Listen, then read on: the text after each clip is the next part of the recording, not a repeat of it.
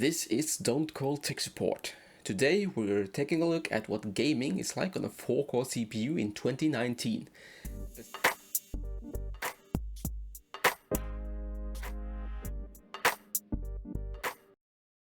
Specifically the i5-6600K. Now, this particular version is overclocked to 4.8 GHz, and if you're gaming with what in 2019 is a mid-range GPU like the 1070 or the 1660 Ti, you're going to want to overclock your CPU if it only has 4 cores. If you can, that is. Now, usually when I benchmark games, I'm using a single 1070, but this time I wanted to push the i5 a bit harder because a lot of people have more powerful cards than what a GTX 1070 is. So what I did is I borrowed my girlfriend's 1070 and hooked them up in SLI. Now, these are not the same models, so it doesn't look particularly good, but it works well. So the games I chose for this test was chosen because they have decent SLI support, which isn't a given these days because many games don't support SLI at all, but well, we'll be taking a look at that in another video. So the numbers you're about to see does not tell the whole story, which we will get into later. The i5-6600K was paired with 16GB of DDR4 memory at 3200 MHz, and the rest of the system specs is in the video description if you are curious. Now, with all of that out of the way, let's get into the numbers. We start off by looking at Shadow of the Tomb Raider in DirectX 12 mode.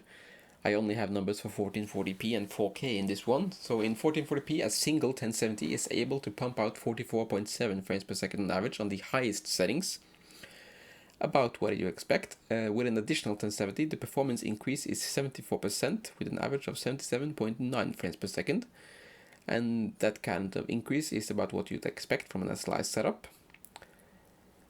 Now, in 4K, a single 1070 was struggling hard at 23.1 frames per second on average. In SLI, we see very good scaling with an improvement of 83% to 42.4 frames per second on average, just shy of what a single 1070 did in 1440p. And that's a higher performance improvement than what we saw in 1440p.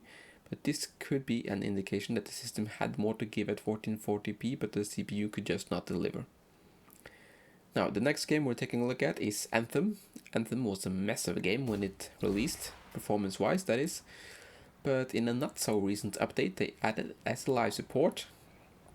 And in my initial testing of this game, I used different graphic presets for different resolutions because Ultra at higher resolutions was pretty much unplayable.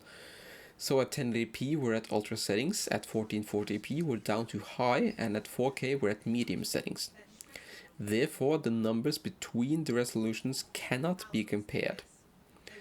The game was tested in free play mode, and with the 1070 at 1080p you're looking at 55 frames per second on average with an i5, and even now the CPU utilization was often reaching 100%.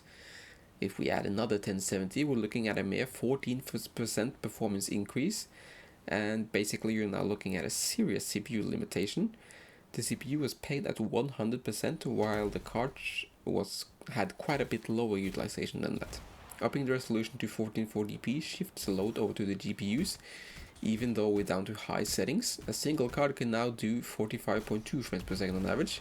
In SLI, the cards managed to push out 67.7 frames per second on average, which is an increase in performance of about 50%. With dual 1070s, the CPU was getting a serious workout and was above 90% at all times, and again, often reaching 100%. But what we see here is at 1440p, it's actually performing better than what it was at 1080p. So 4K then. Well, 4K at medium settings, a single 1070 can do 33.9 frames per second on average. At this resolution, most of the work is on the GPU. If we add a second 1070, we put more strain on the CPU, but an increase in performance of 62% is an indication that we are GPU bound with even one 1070. So the SLI setup managed 55.1 frames per second, which is a respectable result. Now, if I can turn your attention to the 1% low figure, notice how it is the same between most of the runs. Now, first off, an SLI setup can lead to microstutter and bad frame times.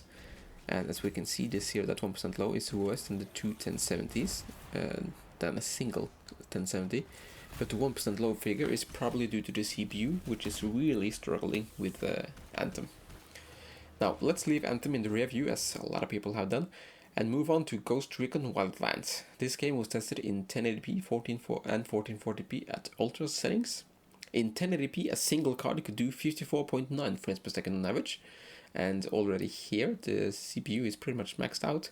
With a second 1070 it becomes a serious limitation and the performance increase is just 31%. The utilization of the GPUs were quite a bit below 100% and the poor scaling could be due to a combination of bad SLI support and the CPU. Looking at the 1440p numbers, for some clarity, with a single card we're looking at 41 frames per second on average. In SLI that increases by 62% to 66.4 frames per second on average. So with that in mind, we can conclude that the CPU was a limitation in 1080p, and given a stronger one, we could be looking at a more impressive result. Now on to another Tom Clancy title, and this is a popular one, Rainbow Six Siege. 144 frames per second is probably the goal for many people playing this game, but can the i5-6600K deliver?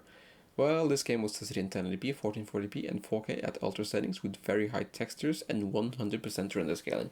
So I did not use the ultra texture package and I upped the render scaling to 100% because it defaults as 50% for some reason. Now in 1080p, even one 1070 delivers close to the target at 127.3 frames per second on average. Adding a second 1070 gives the frame rate a boost of 34% to 170.5 frames per second on average, which is, well, 34% is not a good scaling really, but what if we shift the load onto the GPU? In 1440p, one 1070 does 79 frames per second on average, which is a decent result. If we add a second one, the average FPS propels to 118.6 frames per second, which is a 50% increase, and which is a higher percentage increase than what we saw at 1080p, which means we know the CPU can handle more than 118.6 frames per second as we saw in 1080p, so the subpar scaling, that is 50% scaling, is probably down to the game and not the CPU. At 4K, the 1070, one single 1070 is well below 60 frames per second at 39 frames per second average. Adding another one is giving us 44% better performance, but we're still shy of 60%, 60 frames per second at 56.1 frames per second average, but the frame times is also much better, which was also the case at 1440p. So 144 frames per second is achievable, but you will have 0.1% low under 100% regardless of the GPU you're using, because, well, if you're using a 4-core i5 that is, or an i3 in this, which is the new ones. So the last game we're taking a look at is The Witcher 3. The Witcher 3 was tested at 1080p, 1440p and 4K with ultra settings and hair works off. One 1070 is enough for 87 frames per second on average, which is decent performance. Two 1070 is giving us an uplift in performance of 35% to 117.5 frames per second, which is, well, it's not very good scaling. And this is probably down to the CPU limiting us from reaching higher numbers. What is impressive though is the gain in 0.1% low of 170%, going from 23 frames per second to 62.3 frames per second.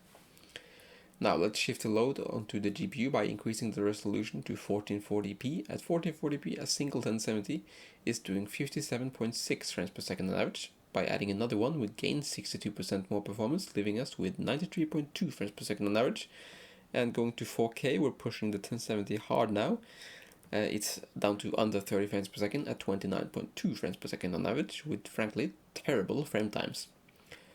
Second 1070 is just what the doctor ordered, and we're looking at an increase in performance of 83%, which is good scaling, leaving us with 53.6 frames per second on average. And the by far largest increase was the frame times at 4K, where we gained a whopping 376%. Now if we're looking at the frame times at 1080 and 1440p, we can see that with a single card they're pretty much identical, equally bad that is, and usually this is down to the CPU, but when we add a second card we see a large performance uplift in frame times in all scenarios. I'm not quite sure why, but the numbers don't lie. So then, can you game on the 4-core CPU in 2019? Well, obviously you can, yes, but it depends a bit on what kind of gear you're using and what your goals are. For instance, if you're using a 1080p monitor, A 1070 or 1660 Ti is pretty much as high as I would go.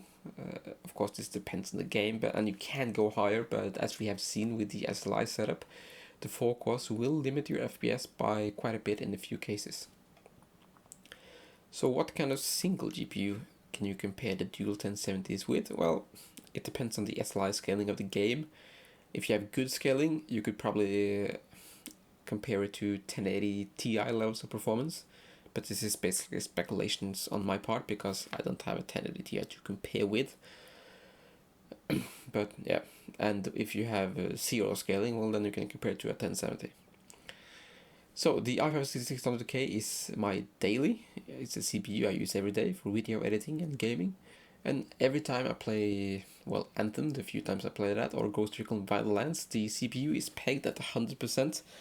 And when you're playing with friends, communicating over Discord becomes a challenge because the CPU is often too busy to transmit my audio to them or receive their audio and transmit that to me, so they can't hear what I say a lot of time, and a lot of time I can't hear what they're saying, which, well, it makes playing together a challenge, and this is, well, it's down to the CPU because it just can't handle the game and Discord at the same time. So if you're building a mid-ranged setup in 2019, I wouldn't go below a hexa-core CPU, which is a 6-core CPU, for instance, well, the 8th and 9th generations i5, or a Ryzen R5 1600 or 2600 or higher. And frankly, I can't wait to upgrade to a Zen 2 CPU.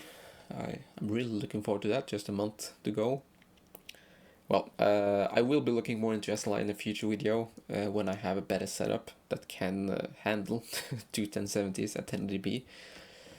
So my girlfriend's Ryzen setup can't do SLI because of the B350 motherboard.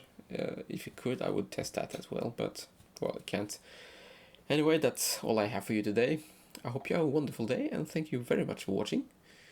Now I'm going to hunt some drug lords in Ghost Recon Wildlands, so farewell.